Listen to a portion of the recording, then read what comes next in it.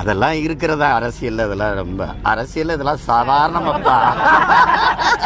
அனைவருக்கும் வணக்கம். தென்காசி மாவட்டம் சங்கரன் கோவில் என்கிற பகுதியில அண்ணன் சீமான் அவர்களுடைய உருவப்படத்தை எரிச்சு ஆர்ப்பாட்டம் பண்ணிட்டு போயிருக்காங்க திமுகவை சேர்ந்த நிர்வாகிகள் ஒரு 10 பேர். இந்த செய்தி ஒரு பக்கம் ஒரு நியூஸ் சேனல்ல ஓடிக்கிட்டு இருக்கு. இன்னொரு நியூஸ் சேனல் எடுத்து பார்த்தோம்னா இந்தியன் 2 திரைப்படத்தை பார்த்துவிட்டு சீமான் அவர்கள் செய்தியாளர்களை சந்தித்து வருகிறார் அப்படின்னு சொல்லி இன்னொரு நியூஸ் சேனல்ல ஓடிக்கிட்டு இருக்கு. அப்படியே இன்னொரு நியூஸ் சேனல் எடுத்து பார்த்தோம்னா சென்னை கமிஷனர் ஆபீஸ்ல சீமான் மீது வழக்கு கொடுத்து பேட்டி கொடுத்துட்டு இருக்காங்க ஒரு 4 வழக்கறிஞர்கள். ஏன்னா இந்த சண்டாளம் என்கிற சாதியின் பெயரை சீமான் குறிப்பிட்டு விட்டார். ஏற்கனவே தம்பி என்கிற திரைப்படத்தில் அண்ணன் சீமான் அவர்கள் இயக்கிய தம்பி என்கிற திரைப்படத்தில் இந்த சண்டாளம் என்கிற வார்த்தை இருந்தது. அதுக்கு சீமான் அவர்கள் நான் தெரியாம பயன்படுத்திட்டேன் அப்படின்னு சொல்லி விளக்கம் கொடுத்திருக்காரு. அதே போல அப்ப அவருக்கு முன்னாடியே தெரிஞ்சிருக்கு சண்டாளம் என்கிறது சாதியின் பெயர்னு அப்படின்னு சொல்லி இங்க ஒரு பக்கம் ஒரு 4 வழக்கறிஞர்கள் வழக்கு கொடுத்துக்கிட்டு இருக்காங்க. இப்படிலாம் போயிட்டு இருக்கு. இப்பதான் நாம் தமிழர் கட்சி தான் வந்து டாபிக்காக எல்லா இடத்துலயும் போயிட்டு இருக்கு, எல்லா இடத்துலயும் பேசும் பொருளாக இருக்கு. மெயின் ஸ்ட்ரீம் மீடியா நாம் தமிழர் கட்சியை உற்று நோக்கிக்கிட்டு இருக்கு. ஆளும் அரசு ரொம்ப ரொம்ப டார்கெட் பண்ணிக்கிட்டு இருக்கு. என்ன காரணம்னா உளவுத்துறை ரிப்போர்ட்டும் அரசியல் வல்லுநர்களும் இந்நேரம் சொல்லியிருப்பாங்க நாம் தமிழர் கட்சி புதிய சின்னம், அதாவது தேர்தலுக்கு முன்னாடி ஒரு 15 நாளைக்கு முன்னாடி கொடுக்கப்பட்ட சின்னத்துல இந்த அளவுக்கு வாக்குகள் வாங்குறாங்க. இப்ப தென்காசியில அண்ணன் சீமான் அவர்களுடைய உருவப்படத்தை எரிச்சிருக்காங்க.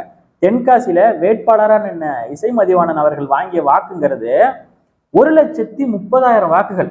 10 ரூபா காசு கொடுக்கல, புதிய சின்னம். இப்படி இருந்தும் வாங்க முடியுதுன்னா நாம் தமிழர் கட்சி வளர்ந்துகிட்டு இருக்கு.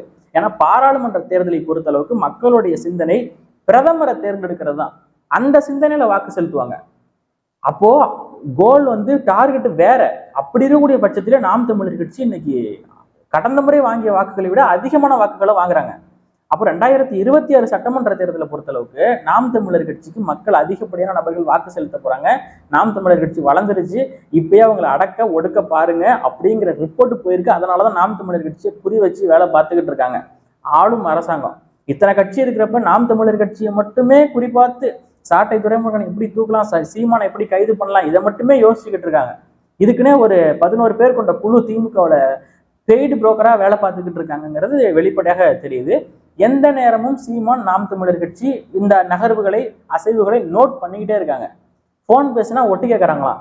இப்படிலாம் பல்வேறு விஷயங்கள் நடந்துகிட்டு இருக்கு. அப்போ நேரா இருக்கிற ஆணியை தான் அடிப்பாங்க, வளைஞ்சு போச்சுன்னா ஒரு ஆணி அடிக்க மாட்டாங்க. இப்ப பாமக இருக்கு, அதிமுக எதிர்கட்சியான அதிமுகவை கூட இந்த அளவுக்கு அவர்கள் விமர்சனம் செய்வது கிடையாது.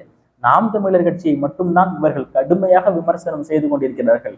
அப்படின்னா பார்த்துக்கோங்க, 2026க்கான களம் நமக்கான களமாக மாறப்போகிறது. இன்னையிலிருந்து அதற்கான வேலைகளை செய்ய ஆரம்பிக்கிறோம்.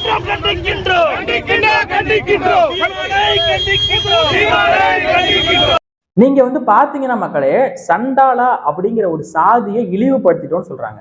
இப்ப எதை சொல்லி சண்டாளங்கிற சாதியை நாங்க இழிவுபடுத்தணும்? அதை முதல்ல சொல்லணும். சண்டாள கருணாநிதினு சொன்னோம். அப்போ கருணாநிதி என்கிற ஒரு பெயரோடு இந்த சண்டாள என்கிற சாதியை ஒப்பிட்டதுதான் இந்த சாதிக்கு இழிவா போயிடுச்சு. இப்ப சண்டாள காமராஜர் அப்படின்னு சொன்னா இந்த சாதிக்கு பெருமை. எங்க சாதி போல காமராஜரு, சண்டாள சாதி போல அப்படின்னு சொல்லி அவங்க பெருமைப்பட்டிருப்பாங்க. சண்டாள நல்ல கண்ணு, சண்டாள கக்கன் அப்படின்னு சொல்லியிருந்தா இந்த சண்டாள சாதியை சேர்ந்தவர்கள் பெருமை அடைஞ்சிருப்பாங்க. நம்ம என்ன சொல்லிவிட்டோம்? சண்டாள கருணாநிதினு சொல்லிவிட்டோம். அதனால தான் இந்த சண்டாள என்கிற சாதிக்கு மிகப்பெரிய ஒரு இழிவாக போயிடுச்சு. எதுக்காக ஒரு விஷயத்த நீங்க இழிவுபடுத்திட்டோம்னு சொல்றீங்க? ஒருவரை இகழ்வதற்காக நாங்க பேசல, பாட்டை தான் நாங்க பாடினோம். அப்போ என்ன உங்களுக்கு வந்து இதா போயிடுச்சுங்கிற பல்வேறு அதிமுக மேடைகள்ல இந்த பாட்டு ஒழிச்சிருக்கு. அப்பெல்லாம் வந்து ஒண்ணு இந்த மக்களுக்கு எஜுகேட் பண்ணணும். இப்படிலாம் சாதி இருக்குப்பா, இந்த இப்படிலாம் பேசணும், இப்படிலாம் பேசக்கூடாதுன்னு சொல்லி கொடுக்கணும், எஜுகேட் பண்ணணும். நீங்க ஒரு மயிரும் பண்ணல. பொது இடங்கள்ல சாதாரணமா பேசிப்பாங்க, அட சண்டாள பாவி அப்படி இப்படின்னா சொல்லிப்பாங்க. ஆனா இப்படி ஒரு சாதி இருக்குன்னு நமக்கு தெரியாது மக்களே. ஒருவேளை ஏதாவது ஒரு சமூகத்தினுடைய மக்கள் புண்பட்டு இருந்ததுன்னா உண்மையாவே நான் மன்னிப்பு கேட்கிறேன், வெளிப்படையாக கேட்கிறேன். யாருடைய மனசும் புண்பட்டணுங்கிறது எங்களுடைய நோக்கம் கிடையாது. எங்களுடைய நோக்கம் கொள்கைகள்லாம் வேற. நாங்க மாநில சுயாட்சி பேசுறோம். இன்னைக்கு முதலமைச்சர் மு.க. ஸ்டாலினுக்கு செருப்பு மாலை போட்டாங்க மக்களே. கர்நாடகாவில் பாட கட்டினாங்க. நாய் வாயில முதலமைச்சர் மு.க. ஸ்டாலின் அவர்களின் படத்தை கப்ப கொடுத்து அந்த நாயை செருப்பால் அடிக்கிறாங்க. ஒரு கேவலமான வேலைகளை கர்நாடகாவை சேர்ந்த இன வெறியர்கள் செஞ்சாங்க. ஆனா திராவிட பூமின்னு சொல்லுவாங்க இவங்க. ஆனா அவங்களுக்கு திராவிடம்னா என்னன்னு தெரியாது. ஏன்னா இவங்களுக்கே தெரியாது திராவிடம்னா, அப்புறம் எப்படி அவங்களுக்கு தெரியும்? இதெல்லாம் பண்ணாங்க மக்களே. அப்பெல்லாம் இவர்களுக்கு ரோசம் இல்ல, அவர்களுடைய உருவப்படத்தெல்லாம் இவங்க எரிக்கல. அண்ணன் சீமான் அவர்கள் இந்த பாடலை பாடிட்டாரு, இழிவா பேசிட்டாரு. சாட்டை துரைமுருகன் முதலமைச்சர் மு க ஸ்டாலினை பார்த்து சாராய வியாபாரின்னு சொல்லிட்டாரு. ஒரு ஒரு ஒரு பொருளை விற்கிறாங்க, அந்த விற்கக்கூடிய நபர்களுடைய பெயர் என்ன? ஒண்ணு தொழிலதிபர்னு சொல்லலாம், என்ன தொழில் பண்றாரு, அதான் சாராயம் காய்ச்சறாரு அப்படின்னு என்ன சொல்லியிருக்கலாம். எல்லா தெருவுலையும் டாஸ்மாக் இருக்கு மக்களே, அந்த டாஸ்மாகோட ஓனர் யாரு? அரசு. அரசு நடத்துறது யாரு? ஸ்டாலின். இது என்ன இல்லாத பொல்லாததான் சொல்ல கிடையாது. என்னைக்குமே நாங்க இருக்கிறதத்தான் பேசிக்கிட்டு இருக்கோம். நான் சொன்னதைத்தான் செய்வேன், செய்வதைத்தான் சொல்வேன், ஏன்னா நான் தலைவருடைய மகன் அப்படின்னு சொல்றாருல. நாங்கள் இருக்கிறதத்தான் பேசுறோம், உள்ளதைத்தான் பேசுறோம், உண்மையைத்தான் பேசுறோம், ஏன்னா நாங்க சீமானுடைய தம்பி. இது கூடவா நாங்க உங்களுக்கு புரியாது? சட்டமன்றத்துல அதிமுகவின் சட்டமன்ற உறுப்பினர் ஒரு ஆத்திசூடி ஒன்று ரொம்ப நாளைக்கு முன்னாடி சொல்லியிருப்பாரு. அதை கூட இப்ப எல்லாரும் எடுத்து போட்டிருப்பாங்க, நீங்க எல்லாம் பார்த்திருப்பீங்க. அது அக்கிரமம் செய்ய விரும்பு, ஆட்டைய போடு, அவியம் பேசு, ஈவது லஞ்சம், இயல்வது சுருட்டல், எப்படியும் பணம் சேர், ஏமாற்றி பிழை, ஐயையோ அம்மா என கத்த கற்றுக்கொள், ஒருவரையும் வாழ விடாது அப்படின்னு சொல்லி அம்மையார் ஜெயலலிதா முன்னாடியே சட்டமன்ற உறுப்பினர் ஒருத்தர் பேசுவாரு. அப்ப அம்மையார் ஜெயலலிதா சிரிப்பாங்க. இந்த மாதிரி நகைச்சுவையான விஷயங்கள்லாம் உண்மை. ஏன்னா அதுல ஏதாவது பொய் இருக்கா? ஐயையோ அம்மா என கத்த கற்றுக்கொள், அதுல ஏதாவது பொய் இருக்கா? அக்கிரமம் செய்ய விரும்ப ஆட்டையை போடு, ஒரு இலவச ரயில், இலவச ரயில்ல இலவச பயணம்னு சொல்லலாம், ஓகேவா? இலவச பயணத்தின் மூலமாக காசு இல்லாத ஒரு நபர் தெற்காசியாவின் பணக்கார பட்டியலில் எப்படி வந்திருக்க முடியும்? இந்த கேள்விக்கு அவன்கிட்ட பதில் இருக்கா? ஒவ்வொரு அமைச்சர் சட்டமன்ற உறுப்பினருக்கும் ஆயிரக்கணக்கான கோடி பணம் இருக்கு திமுகவை சேர்ந்தவர்கள்ட்ட. இல்லைன்னு யாரால மறுக்க முடியுமா?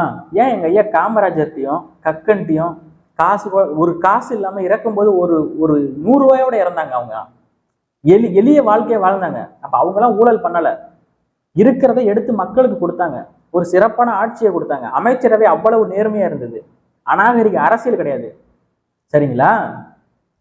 இன்னும் சொல்ல போனா இந்த சண்டாளம் என்கிற வார்த்தையை பயன்படுத்தி அண்ணாவை பத்தி பேசும்போது ஒரு பதிவு போட்டிருக்காரு. 17 அக்டோபர் 2013 ஒரு பதிவு போட்டிருக்காரு கலைஞர் கருணாநிதி. அதுல சண்டாளம் என்கிற வார்த்தையை அவர் பயன்படுத்தி இருக்காரு. அப்ப அநாகரிக அரசியல், இந்த சண்டாளம் என்கிற வார்த்தையை தொடங்கி வைத்ததே கலைஞர் கருணாநிதி தான் சொல்லி பல பேர் பதிவு போட்டுட்டு இருக்காங்க ட்விட்டர்ல. அரசியல் இதெல்லாம் சாதாரணமாப்பா. பணம் சம்பாதிக்கிறது சம்பாதிச்சிட்டீங்க, கொள்ளையடிச்சிட்டீங்க, மக்களுக்கு ஒன்றும் பண்ணல, ஏதோ பண்ணிட்டீங்க. இவ்வளவு பணம் சேர்த்ததுக்கு அப்புறமும் மக்களுக்கு உயிர் போற நேரத்துல ஒரு வாய்க்கு தண்ணி ஊற்றணும்னு தோணுச்சு அவங்களுக்கு. ஈழத்துல மக்கள் சேர்த்தாங்க, அப்ப பதவி விலகுனீங்களா நீங்க? அதான் எல்லாமே சேர்த்துட்டீங்க, எல்லா புகழையும் அனுபவிச்சிட்டீங்க, பணம் சம்பாதிச்சிட்டீங்க, கோடி கோடியா கொள்ளையடிச்சிட்டீங்க. ஆனா கடைசி நேரத்துல மக்கள் உயிரை காப்பாத்துறதுக்கு கூட முடியாம பதவி விலகாம பதவியிலே உட்கார்ந்துருந்தீங்களே. ஈழத்துல போர் முடிஞ்சதுக்கு அப்புறம் டெல்லியில் பதவி முகாமிட்ட போது பத்திரிகையாளர் கேட்ட கேள்விக்கு, அங்க இப்படி சாவு விழுந்திருக்கு, இங்க நீங்க பதவிக்காக முகாமிட்டிருக்கீங்களே என்று கேட்டபோது, ஒரு தெருவில் சாவு பறை கேட்டாலும் இன்னொரு தெருவில் மங்களை செய்யும் ஒளித்திருக்கிறது என்று சொன்னாங்களே. எப்படி திமுகவில் இருக்கீங்க? ஒரு தமிழனா எப்படி திமுகவில் இருக்கீங்க? எனக்கு புரியல.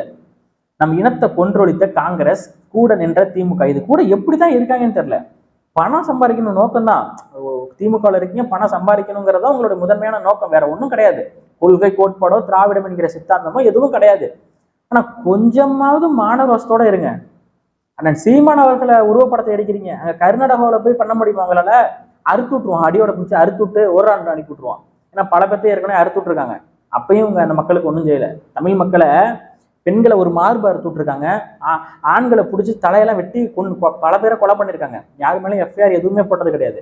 ஆந்திர காட்டுக்குள்ள 20 பேர்த்த சுட்டிருக்காங்க தமிழர்களை, தெலுங்கு காவல் வனத்துறையினர், எல்லாம் நடந்திருக்கு.